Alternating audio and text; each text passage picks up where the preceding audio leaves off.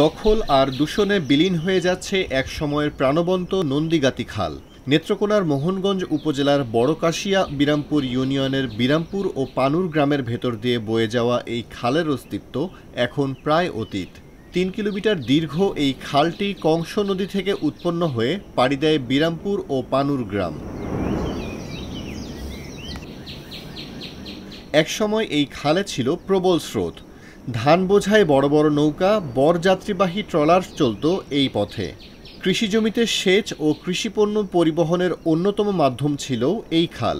এই খালটা আগে সত্যি গতিবেগ ছিল, মানুষ চলাচল করতো, যাতায়াত করতো এবং বিহার যাত্রী নৌকা সরবরাহ করতো। এবং আস্তে আস্তে খালটা বড় হয়ে যায়। একটা ব্রিজ ছিল আমাদের এই মেইন সড়কের ব্রিজ। এই ব্রিজটা অনেক উঁচু ছিল, কিন্তু ব্রিজটা যখন আবার আপনার ছোট করে আলছে, একবার নিচা করে আলছে, তখন থেকে আপনার খাল দখল আস্তে আস্তে মানুষ শুরু করছে। গত 2 দশকে খালের 2 পাড় দখল করে গড়ে উঠেছে স্থাপনা অটো রাইস মিল। মিলের বর্জ্যে খাল আজ মৃতপ্রায়। কৃষিকাজে ব্যবহার অনুপযোগী হয়ে পড়েছে খালপাড়ের জমি। বন্ধ হয়ে গেছে নৌ চলাচল। পরিবেশ ও কৃষিতে এসেছে বিপর্যয়। আগে তো বড় গেছে, নৌকা টোকা চলছে, শুরু হয়ে গেছে এটা বড় দিয়ে গেছে। এখন কালের মধ্যে অনেক পানি আছিল, দেখতে ভালো লাগতো, আপনার বড় আছেন। এখন এই দিন যাইতে যাইতে শুরু হয়ে গেছে, কালটার মধ্যে পানি যায় না। এলাকাবাসীর অভিযোগ পেয়ে সম্প্রতি খালটি পরিদর্শন করেছেন মোহনগঞ্জের সহকারী কমিশনার।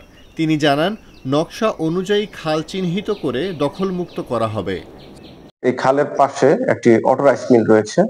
এলাকাবাসী আমাকে এই অটো রাইস মিলটি সম্পর্কে একটি অভিযোগ দাখিল করেছে। এই অটো রাইস মিলটির কারণে এই খালটি নষ্ট অবস্থায় পরিণত হয়েছে। বর্তমানে তদন্ত কার্যক্রম প্রক্রিয়াধীন রয়েছে। এটি পরিমাপের বিষয় রয়েছে এবং খাল যদি কেউ অবৈধভাবে দখল করে থাকে, শুধু অটো রাইস মিল নয়, অন্য কেউ যদি অবৈধভাবে দখল করে থাকে, আমরা সেই ব্যাপারে উচ্ছেদের প্রয়োজনীয় ব্যবস্থা গ্রহণ করব। নন্দীগাতি খাল শুধু পানি নয়, একসময়ের কৃষি ও সংস্কৃতির অংশ ছিল।